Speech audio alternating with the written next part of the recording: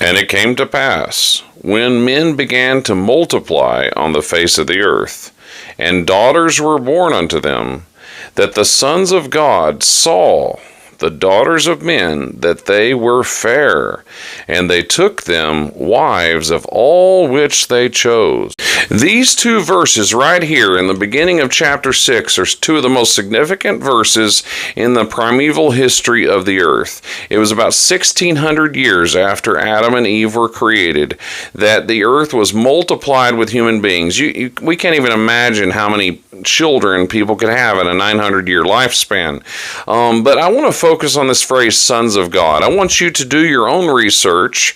Search the phrase, sons of God. You should be doing that anyhow, not just taking a pastor's word for it, not just listening to some YouTube kook like myself and assuming that we're right about everything. The Bible is what's right, my friends, and you need to search it for yourself. Sons of God refers to people who are in a covenant relationship with God.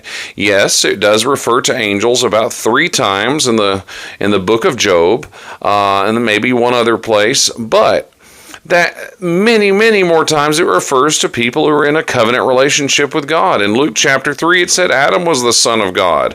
In John 1:12, it says, to as many as received him, Jesus Christ, he gave them the right to become sons and daughters of God. So, and it's not just men, it's women too.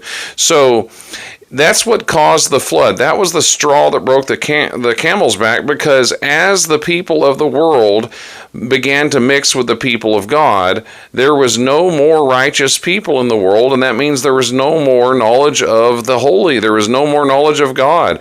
The world was filled with utter violence and utter perversity.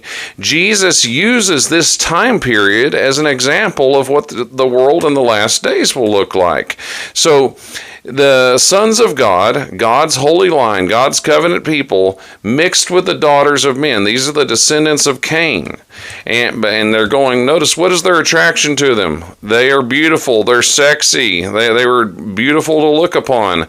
That was the sole reason they got together. And if that's the sole reason you're getting with somebody in marriage, that is a very bad reason. But it was because of this corruption of God's people getting in unholy alliances, unequal yokes with spouses of the world, that it corrupted the entire earth, and the knowledge of God was almost extinct were it not for a man named Noah.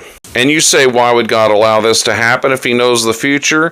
Free will. Free will allowed it to happen, and you cannot have love without free will.